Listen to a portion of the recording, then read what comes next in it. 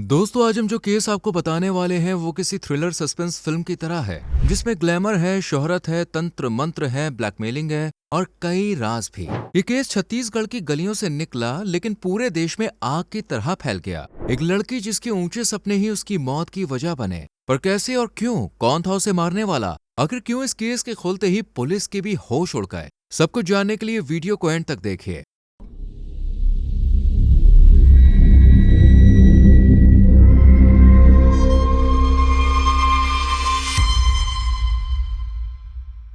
26 मार्च 2019 की बात है। छत्तीसगढ़ के बालोद में गुरूर थाना से लगभग 5 किलोमीटर की दूरी पर धानापुर नाम के गांव में कुछ लोग गंगरेल भलाई नहर में नहाने के लिए जाते हैं। सुबह के करीब 8 बज रहे थे। लोग रोजाना की तरह आज भी अपने दिन की शुरुआत हंसी खुशी से करना चाहते थे, लेकिन ऐसा हुआ नहीं। नहर के पास पहुंचते ही लोगों की नजर उसमें तैर रही एक लाश पर पड़ी। ये एक लड़की की बॉडी थी जिसका सर ऊपर की तरफ था, हाथ दोनों पीठ की तरफ बंधे हुए थे, गला रस्सी से बंधा हुआ था, पैर भी मुड़े हुए थे और पेट पर कुछ गहरे निशान थे, मानो किसी धारदार हथियार से उसे मारा गया हो। शव देखते ही लोगों ने गुरूर थाने में पुलिस को सूचना दी और पुलिस भी मौके पर पहुंच गई। बॉडी को नहर से बाहर निकाला गया। उसके शरीर से एक भारी सा पत्थर भी बंधा हुआ था, जिसे शायद इसलिए बांधा गया था ताकि लड़की की बॉडी कभी बाहर ही ना आ पाए। लेकिन नहर में पानी का बहाव तेज होने के चलते उसका शरीर तैरते हुए ऊपर तक आ पहुंचा। पुलिस लड़की को देखकर ये तो समझ चुकी थी कि उसकी उम्र करीब 28 से 30 साल के बीच होगी,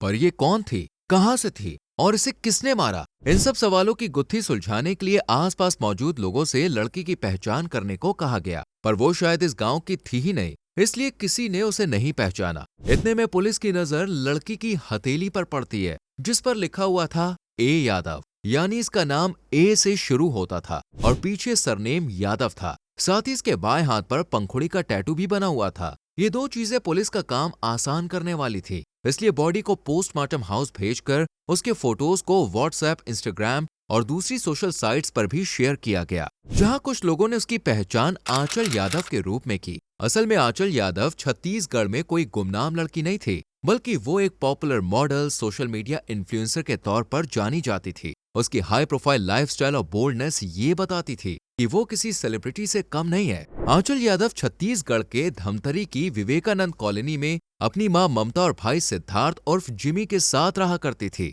पिता का साया कुछ समय पहले ही बच्चों के सर से उठा था, जिस वजह से आंचल की मां ममता भी अब कुछ गुमसुम सी रहा करती थी। वो ना तो ज्यादा बोलती थी और ना ही किसी बात पर ज्यादा रिएक्ट करती थी। हालांकि इसकी एक वजह खुद आंचल यादव भी थी। दरअसल 12th क्लास तक छत्तीसगढ़ के ही एक इंग्लिश मीडियम स्कूल से पढ़ाई कर ग्रेजुएशन करने वाली आंचल यादव कहने को तो एक मिडिल क्लास फैमिली से बिलोंग करती थी। करियर की शुरुआत भी उसने एक बीमा एजेंट के तौर पर की थी और अपने सोशल मीडिया अकाउंट पर भी उसने यही मेंशन कर रखा था। लेकिन उसके सपने मिडिल क्लास न होकर काफी हाई प्रोफाइल थे। उसे लाइफ में बहुत कुछ हासिल करना था, नाम, पैसा, शोहरत, रुतबा, वो सब कुछ जो एक सेलिब्रिटी के पास होता है। और इस मुकाम तक पहुंचने के लिए उसने एक शॉर्टकट अपनाया, यानी सोशल मीडिया। उसने सोशल मीडिया पर अपना अकाउंट बनाया, स्पेशली इंस्टाग्राम, जहां वो रोज अपनी बोल्ड पिक्स शेयर किया करती थी। टाइट और छोटे छोटे कपड़े, killer smile, high class photoshoot और बोल्ड अवतार में आंचल को देखकर लोगों ने भी ये सोचना शुरू कर दिया कि शायद ये कोई मॉडल, सोशल मीडिया इन्फ्लुएंसर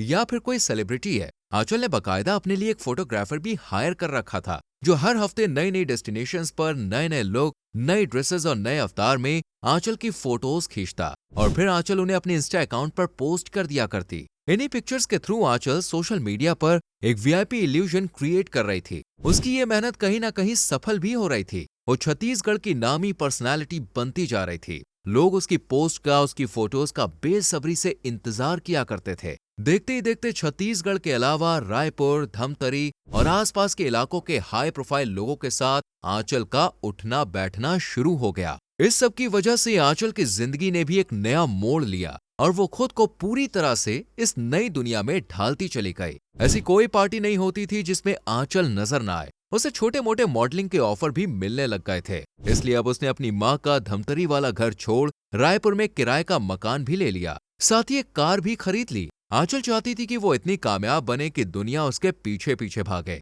लेकिन उसकी सोशल मीडिया पिक्स और छोटे मोटे प्रोजेक्ट्स उसे इतनी जल्दी कामयाब नहीं बनाने वाले थे। इसलिए आंचल ने एक तांत्रिक से मुलाकात की। वो तंत्र मंत्र, काला जादू सीखने लगी ये सिलसिला कई महीनों तक चला और आंचल और तांत्रिक के बीच नजदीकियां भी बढ़ने लगी और आलम यह हुआ कि वो तांत्रिक अब आंचल के घर रायपुर भी आने लगा था। लेकिन जल्द ही आंचल को ये समझ आ गया था कि तांत्रिक सिर्फ उसका इस्तेमाल कर रहा है, फिर चाहे पैसे से हो या फिर शरीर से। बाद में आंचल ने अपने कई दोस्तों के साथ भी इस बात को शेयर किया था कि उस तांत्रिक ने न सिर्फ उससे बहुत सारे पैसे ठगे हैं बल्कि उसे फिजिकली भी यूज किया है। वो बात अलग है कि आंचल ने कभी भी पुलिस में उसके खिलाफ कोई रिपोर्ट फाइल नहीं की। आंचल के पास महंगी वॉच, कीमती गहने, ब्रांडेड कपड़े और साथ ही 3 फोन, 4 सिम कार्ड थे, जिस पर रोजाना के करीब 800 कॉल्स आया करते थे। जी हाँ, 800 कॉल्स, जिनमें रसूखदारों से लेकर कई बड़े दिग्गज लोगों के नंबर्स भी थे। लेकिन एक तरफ जहां शोहरत बढ़ रही थी, वहीं आंचल के साथ कुछ विवाद भी जुड़ रहे थे। साल 2014 की बात है, जब एक फॉरेस्ट डिपार्टमेंट के रेंजर उदय सिंह ठाकुर ने आंचल यादव के खिलाफ ब्लैकमेल का केस फाइल करवाया। उदय सिंह के मुताबिक आंचल ने सबसे पहले तो उदय से दोस्ती की, उससे नजदीकियां बढ़ाई और उसका अश्लील वीडियो रिकॉर्ड कर लिया। इसके बाद आंचल उदय को वो वीडियो वायरल करने की धमकी देने लगी और 5 करोड़ रुपए की मांग भी करने लगी। लेकिन उदय सिंह आंचल की धमकियों से डरा नहीं और सीधा पुलिस स्टेशन पहुंचा। हालांकि जब पुलिस ने आंचल से इस बारे में पूछा तो आंचल ने इस आरोप को बेबुनियाद बताया। लेकिन जब पुलिस आंचल के घर पहुंची तो वहां पर हार्ड ड्राइव, 3 सिम और कुछ पेन ड्राइव भी मिले, जिनसे बात साबित हो गई कि आंचल झूठ बोल रही है और उदय सिंह सच। इसलिए आंचल को जेल जाना पड़ा। इससे पहले भी आंचल के खिलाफ एक फॉरेस्ट ऑफिसर को ब्लैकमेल करने का केस सामने आ चुका था, जिसमें भी आंचल को कई दिनों तक जेल की हवा खानी पड़ी थी। लेकिन वो ज्यादातर समय बेल पर जेल से बाहर ही रहा करती थी, पर केस अभी भी कोर्ट में ही था। इसके अलावा एक और केस था जिसके लिए वो 2019 में कोर्ट के चक्कर काट रही थी। दरअसल जंगलपुर में एक आदमी ने आंचल के खिलाफ केस दर्ज करवाया था। आरोप यह था कि आंचल ने उस आदमी से घर बेचने के नाम पर पैसे ले लिए थे, लेकिन अब ना तो वो उसे घर देने को तैयार थी और ना ही उसके पैसे। इस केस के सिलसिले में 25 मार्च 2019 को आंचल रायपुर से कोर्ट में हियरिंग के लिए पहुंचती है और दोपहर को धमतरी में अपनी मां के घर यानी विवेकानंद कॉलोनी लौट आती है। पूरा दिन वो अपनी मां और भाई के साथ रहती है, लेकिन रात के तकरीबन 9 बजे उसके फोन की घंटी बजती है और वो अपनी मां से कहती है कि मैं जरा बाहर जा रही हूँ, कुछ काम है, थोड़ी देर में लौट आऊंगी। रात ज्यादा थी, रास्ता भी सुनसान था, इसलिए मां ने पहली बार में तो कहा कि मत जाओ, लेकिन आंचल नहीं मानी और एक छोटा सा बैग लेकर निकल गए और उसके बाद फिर वो कभी वापस नहीं लौटी। इसके बाद 28 मार्च 2019 को सीधा उसकी लाश मिली, जहां से आंचल मर्डर केस की इन्वेस्टिगेशन शुरू हुई। पुलिस ने आंचल के बारे में एक एक बात जान ली थी। वो कब घर रहती थी, कब कहाँ जाती थी, उसका किसके साथ उठना बैठना था, दोस्त कौन थे, ऐसे कई सवालों के जवाब अब पुलिस के पास थे। पर 25 मार्च को एग्जैक्टली क्या हुआ था, इसे समझने के लिए पुलिस सीधा आंचल के धमतरी वाले घर में पहुंचती है, जहां दरवाजा खोलती है उसकी 56 साल की मां यानी कि ममता। पुलिस अंदर आती है और नर्म आवाज में ममता को आंचल की मौत की खबर सुनाती है, लेकिन उनके चेहरे पर तो जैसे कोई शिकन ही नहीं थी, ना ही कोई चीखना चिल्लाना, ना ही कोई रोना धोना। मानो वो खुद को मेंटली पहले ही प्रिपेयर करके बैठी थी कि एक ना एक दिन तो ये होना ही है। दूसरी तरफ एक कोने से लगा बैठा था आंचल का भाई, जिसका नाम जिमी है। उसने भी बहन की मौत पर कोई रिएक्शन नहीं दिया, इसलिए पहली बार में तो पुलिस का शक इन्हीं दोनों पर गया। इसलिए पुलिस ने ममता से पूछा कि आंचल को आखिरी बार कब देखा था, जिस पर उन्होंने बताया कि 25 मार्च को रात 9 बजे किसी का फोन कॉल आया और वो किसी के साथ बाइक पर बैठ के चली गई। आंचल की मां के अनुसार अंधेरा होने की वजह से वो उस बाइक वाले का चेहरा नहीं देख पाई, लेकिन बेटी अपना फोन साथ में लेकर गई थी। जबकि पुलिस को आंचल का फोन ना तो घटना स्थल पर मिला और ना ही उसके कमरे में। आंचल का कमरा एकदम साफ था, मानो उसे जानबूझकर साफ किया गया हो। कमरे में 3 पालतू कुत्ते थे जो बार बार दरवाजे की तरफ आ जा रहे थे। पुलिस अब आंचल के घर से बाहर निकलती है और उस बाइक वाले की तलाश में जुट जाती है,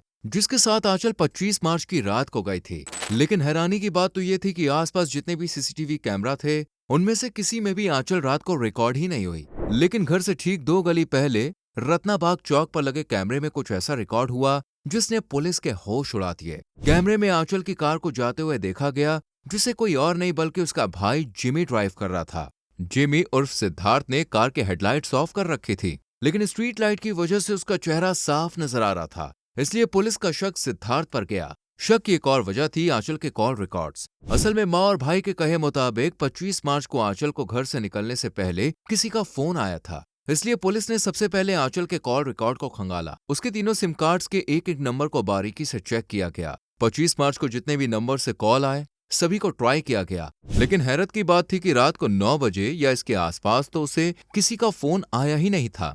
इसका मतलब साफ था कि आंचल को मारने वाला कोई बाहरी शख्स नहीं था, बल्कि कोई अपना ही था। और शायद वो शख्स उसका अपना भाई सिद्धार्थ था। इसी शक के आधार पर पुलिस एक बार फिर से धमतरी में आंचल के घर पहुंचती है और जिमी से पूछताछ करती है। जिमी भी एक कोने में गर्दन झुकाए बैठा हुआ था, मानो खुद को तैयार कर रहा हो। पुलिस ने जब उससे पूछा कि वो आंचल की कार लिए कहाँ जा रहा था, तो उसने बार बार एक ही जवाब दिया कि पेट्रोल भरवाने। मतलब बिल्कुल साफ था कि जिमी इतनी आसानी से तो कुछ भी उगलने वाला नहीं था। इसलिए पुलिस ने अब आंचल की कार की फॉरेंसिक जांच करवाई तो उसकी डिग्गी में खून के धब्बे मिले जो आंचल के थे, जबकि स्टीयरिंग से लेकर हैंडल, डिग्गी, हर जगह एक ही इंसान के फिंगरप्रिंट्स थे और वो कोई और नहीं बल्कि उसका भाई जिमी ही था। अब पुलिस सबूतों के आधार पर जिमी यानी सिद्धार्थ को घर से उठा लेती है। पहले तो वो कुछ भी मानने को तैयार नहीं था, लेकिन पुलिस की सख्ती के आगे आखिरकार वो हार मान लेता है और फिर खुलासा होता है एक ऐसे सच का जिसे सुनकर हर कोई चौंक गया। दरअसल आंचल बेहद मॉडर्न ख्यालों की लड़की थी। उसे छोटे छोटे कपड़े पहनना, फोटोशूट करवाना और बोल्ड लुक में पिक्चर सोशल मीडिया पर अपलोड करना बहुत पसंद था। वो खूबसूरत भी थी और जैसे जैसे उसकी उम्र बढ़ी खूबसूरती भी बढ़ने लगी।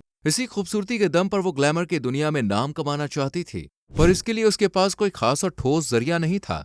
इसलिए उसने खुद को मॉडर्न कल्चर में ढालना शुरू कर दिया। उसने रईसजादों के साथ उठना बैठना शुरू कर दिया था, देर रात तक पार्टीज किया करती थी और कब कहाँ आती थी कहाँ जाती थी परिवार को कोई जानकारी नहीं देती, जिस वजह से आंचल की माँ और भाई भी उससे खफा खफा रहने लगे, खासकर उसका भाई जिमी। उसे तो आंचल के छोटे छोटे कपड़े और उसका ये अवतार बिल्कुल भी पसंद नहीं था। उसके मन में आंचल के खिलाफ एक अलग ही चिढ़ थी, जिस वजह से दोनों भाई बहन के बीच कभी बनी नहीं, क्योंकि आंचल के लाइफस्टाइल की वजह से उन्हें अक्सर पड़ोसियों के ताने सुनने पड़ते थे। इसी बदनामी की वजह से सिद्धार्थ की शादी भी नहीं हो पा रही थी। उसके लिए जितने भी रिश्ते आते वो आंचल की वजह से लौट जाया करते। उसने कई बार आंचल को ये सब छोड़ने के लिए कहा, लेकिन आंचल अब इस लग्जरियस दुनिया में बहुत आगे निकल चुकी थी और वो चाहकर भी पीछे मुड़ना नहीं चाहती थी। इसलिए दोनों के बीच अक्सर बहस होने लगी। लड़ाई झगड़े की एक वजह आंचल के फादर की प्रॉपर्टी भी थी। असल में आंचल के पिता राकेश यादव आबकारी विभाग में नौकरी किया करते थे। अपनी पत्नी और 2 बच्चों के साथ राकेश यादव खुशी खुशी रहा करते थे। यूं तो वो दोनों बच्चों से बराबर प्यार करते थे, लेकिन बड़ी बेटी आंचल के साथ उनका बॉन्ड कुछ ज्यादा ही मजबूत था। इसलिए उन्होंने जितनी भी संपत्ति जायदाद थी वो मरने से पहले ही अपनी बड़ी बेटी आंचल के नाम कर दी थी, जबकि सिद्धार्थ के नाम एक फूटी कौड़ी नहीं की थी। ये बात सिद्धार्थ को अंदर ही अंदर खाए जा रही थी। वही माँ का दिल भी बेटे के लिए पसीज रहा था, लेकिन वो चाहकर भी कुछ कर नहीं सकती थी, इसलिए खामोश रही और जो कुछ भी हो रहा था उसे शांति से देखती रही। वहीं आंचल का व्यवहार अब जिमी के लिए हद से ज्यादा बेकार होता जा रहा था। जिमी जब भी उसे कुछ कहता तो वो उसे अपने टुकड़ों पर पलने वाला कुत्ता कहती और उसे खूब खरी खोटी सुनाती। मार्च 2019 को ही एक रोज आंचल यादव जब घर आई तो उसके साथ 4 कुत्ते भी घर आए थे, जिसमें से आंचल ने एक का जानबूझ के नाम जिमी यानी अपने भाई सिद्धार्थ के निकनेम पर रखा। वो बार बार सिद्धार्थ को चिढ़ाते हुए, उसे नीचा दिखाते हुए अपने पेट जिमी का नाम पुकारा करती। इस एक बात ने जिमी के मन में भी आंचल के खिलाफ नफरत की हवा इतनी भर दी कि वो गुस्से से पागल हो गया। दोनों के बीच फिर से लड़ाई झगड़ा हुआ और फिर आई 25 मार्च की शाम। पूरा दिन तो शांति से गुजर गया, लेकिन रात के लगभग 8:30 बजे दोनों भाई बहन एक बार फिर से बहस करने लगे। माँ ममता इस वक्त बाथरूम में थी, लेकिन ये सब सुन रही थी, पर उन्होंने भी कोई खास जवाब नहीं दिया, क्योंकि ये सब उनके लिए एक आम बात हो चुकी थी। पर इसी बीच कुछ ऐसा हुआ जो बिल्कुल भी आम नहीं था। दरअसल गुस्से में जिमी ने आंचल को 2 थप्पड़ मार दिए, जिसके बाद तो आंचल मानो जैसे बौखला गई। उसने भाई के इन थप्पड़ों को अपनी बेइज्जती की तरह देखा और अपने पर्स में से चाकू निकालकर उस पर वार करने लगी, जिस वजह से जिमी के हाथ से खून बहने लगा और वो भी गुस्से में पागल हो उठा। उसने तुरंत ही आंचल के हाथों से चाकू छीना और लगातार उस पर वार करता चला गया। उसने आंचल के पेट पर 2 बार हमला किया, जिस वजह से वो लहूलुहान होकर फर्श पर गिर पड़ी, पर इस वक्त भी उसकी सांसें चल रही थी। जिमी चाहता तो उसे बचा सकता था, लेकिन अब शायद वो इस सबसे छुटकारा चाहता था, इसलिए उसने आंचल का गला पकड़ लिया और फिर उसकी जान ले ली। ये सब होने के बाद ममता आंचल के कमरे में पहुंची। ये नजारा देखकर भी उन्होंने कोई रिएक्शन नहीं दिया, बस इतना कहा, अब जो भी करना है जल्दी करो। उसके बाद दोनों माँ बेटे आंचल की बॉडी को ठिकाने लगाने का फैसला करते हैं। वो उसके हाथ और गर्दन को रस्सी से बांध देते हैं, साथ ही उसकी महंगी घड़ी, डायमंड नेकलेस और गोल्ड ब्रेसलेट उतारकर कमरे के एक लैंप में छुपा देते हैं। इसके बाद ये दोनों पूरा घर साफ करते हैं और फिर जिमी आंचल की बॉडी को उसकी गाड़ी की डिग्गी में रखकर गंगरेल भलाई नहर में ठिकाने लगा देता है। वो आंचल को फेंकने से पहले एक बड़ा सा पत्थर भी उसके साथ बांध देता है ताकि बॉडी ऊपर ना आए। पर दोनों का ये झूठ ज्यादा दिनों तक नहीं छुपता और आंचल की बॉडी खुद के लिए इंसाफ की मांग करते हुए पानी के ऊपर आ जाती है। इस तरह ये पूरा केस कांच की तरह साफ हो जाता है और आंचल को मारने के जुर्म में जिमी को उम्र कैद, जबकि सबूतों के साथ छेड़छाड़ करने, उन्हें मिटाने के जुर्म में ममता को 3 साल की सजा सुनाई जाती है। इस तरह एक भाई और एक माँ अपनी ही बेटी को मारने के जुर्म में